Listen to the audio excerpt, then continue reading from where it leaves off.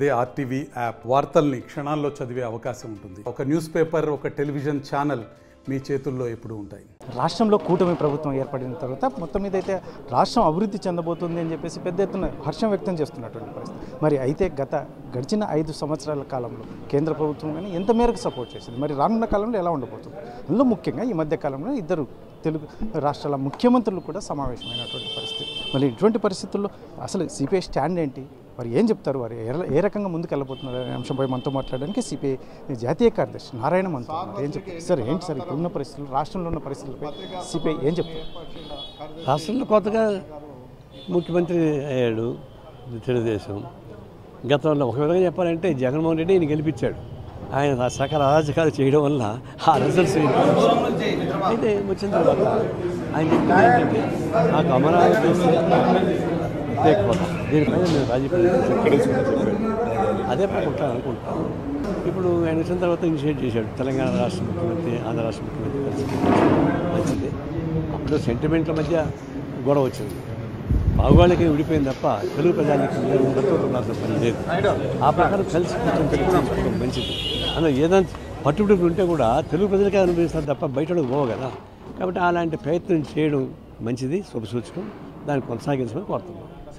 గతంలో కూడా ఇరు రాష్ట్రాల ముఖ్యమంత్రులు కూడా కలిసి సమావేశమైనటువంటి పరిస్థితి. కాకపోతే అక్కడ సమస్యలు ఎటు తేలని పరిస్థితి. అయితే మాత్రం ఇప్పుడు ఆ రకంగా ముందుకెళ్ళే అవకాశం ఉంటుందంటారా? ఎస్పెషల్లీ ఈ పంచుకోవడం ముఖ్యంగా ఈ రెండు తెలుగు రాష్ట్రాలకు సంబంధించిన అనేక అంశాలు పెండింగ్లో ఉన్నాయి, ఇప్పటి వరకు ఎటు తేలకుండా ఉన్నాయి. దీనిపైన ఖచ్చితంగా ఒక లైన్కి వచ్చే అవకాశం ఉంటుందంట. గతంలో కడుపులో కత్తులు పెట్టుకొని మీటింగ్ వేసుకున్నారు, అది పరిష్కారం కాదు. ఇప్పుడు కడుపులో కత్తులు లేవు, సెంటిమెంట్స్ లేవు. అట్లా తెలంగాణ ముఖ్యమంత్రికి కానీ ఆంధ్ర ముఖ్యమంత్రి కానీ సెంటిమెంట్ బేస్ చేసుకొని వాళ్ళు రావడం లేదు. కేసీఆర్ సెంటిమెంట్ క్రియేట్ చేశాడు, అయిపోయింది. ఇప్పుడు వాస్తవ పరిస్థితులు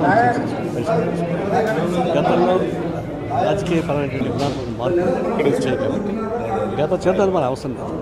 ఇప్పుడు అతని జాతీయ పార్టీ, ఇతను జాతీయ పార్టీ కాకపోయినా జాతీయ స్థాయిలో చర్చించేటువంటి వ్యక్తి, ఇద్దరు కలిసి తెలుగు ప్రజల యొక్క యోగక్షేమాన్ని గుర్తించి పరిష్కారం చేసుకున్నాం. పెట్టుకున్నాం. 5 సంవత్సరాల్లో కేంద్ర ప్రభుత్వం రాష్ట్ర పరిస్థితి గురించి ఏమాత్రం ఆలోచించని పరిస్థితులు ఇప్పుడు. ఎందుకంటే ఎస్పెషల్లీ చంద్రబాబు అవసరం మేరకే ఏమన్నా రాష్ట్ర ప్రభుత్వానికి ఏమన్నా ఉపయోగపడుతుంది అనుకుంటున్నాను. గతంలో వైఎస్ జగన్మోహన్ రెడ్డికి మంచి మెజారిటీ వచ్చింది. మంచి మెజారిటీ వచ్చిన తర్వాత ప్రధానమంత్రిని నిలదీయడానికి ఫెయిల్ అయిపోయాడు. ఎందుకు ఫెయిల్ అయ్యాడంటే ఆయనకు ఉన్నటువంటి అనేక గురిగంజ సామెతలాగా చుట్టూ ఉన్నాయి. దాని నుంచి బయటపడడానికి లేక ఆయన సపోర్ట్ చేశాడు. అంటే తెలుగు ప్రజల యొక్క మనోభావాన్ని తాకట్టు పెట్టి ఆయన ఒక్కడే సేఫ్ అయ్యాడు. అందుకని ఆయన పోయాడు. ఇప్పుడు ఆ పరిస్థితి లేదు, తాకట్టు పెట్టాల్సిన పని లేదు. ఇప్పుడు కూడా మళ్ళీ చంద్రబాబు నాయుడు ఆయనకు వచ్చిన మెజారిటీ అంటే ఈయన మీద డిపెండ్. అప్పుడేమో జగన్మోహన్ రెడ్డి మీద ఆధారపడ్డ గవర్నమెంట్, ఇప్పుడు చంద్రబాబు నాయుడు మీద ఆధారపడిన గవర్నమెంట్. తెచ్చుకోవచ్చు. ఇప్పుడు కూడా ఒత్తిడి చేసి తెచ్చుకోలేదు. ఈ తెలుగుదేశం అన్యాయం చేస్తే చంద్రబాబుకి అన్యాయం స్టేటస్ మీద సిపిఐ మొదటి నుంచి అదే స్టాండ్ అయింది. ఇప్పుడు కూడా అదే స్టాండ్ కొనసాగిస్తుంది. ఇప్పుడు ప్రత్యేక హోదా అనేది రాజ్యసభ లోక్సభలో బిల్లు పాస్ అయినాక రాజ్యసభకు వచ్చిన తర్వాత అక్కడ వెంకయ్య అప్లికేషన్ పెట్టుకున్నాం. ఇదే ప్రత్యేక హోదా ఏమి లేకుండా మేము ఎందుకు ఒప్పుకుంటామని.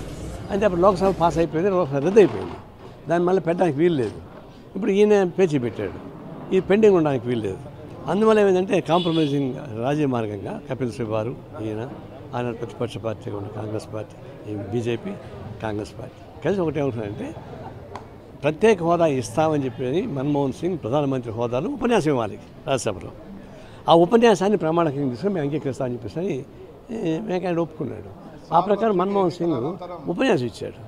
ఉపన్యాసాన్ని ప్రణాళిక ప్రకారం మన ప్రత్యేక హోదా రావాలి. ఇప్పుడు తప్పించుకోవడానికి కొంతమంది ఏం చేస్తారంటే మోడీ లాంటి వాళ్ళు ఆయన ప్రత్యేక హోదా రిటర్న్గా లేదు కదా, డాక్యుమెంట్లు లేవు కదా అంటున్నాడు. అది శుద్ధ అబద్ధం. ఆనాడు మన్మోహన్ సింగ్ ఉపన్యాసం ఇచ్చాడు, పరిశీలించండి. ఆనాడు వెంకయ్య ప్రతిపక్ష నాయకులు ఆయన అడగండి. దీన్ని ప్రమాణం చేసుకుంటూ అధికార ప్రత్యేక హోదా ఇవ్వాల్సిందే. దాన్ని సాంకేతిక పరమైనటువంటి పద్ధతి తప్పని ప్రయత్నిస్తే వర్గీకరించే ప్రసక్తి లేదు.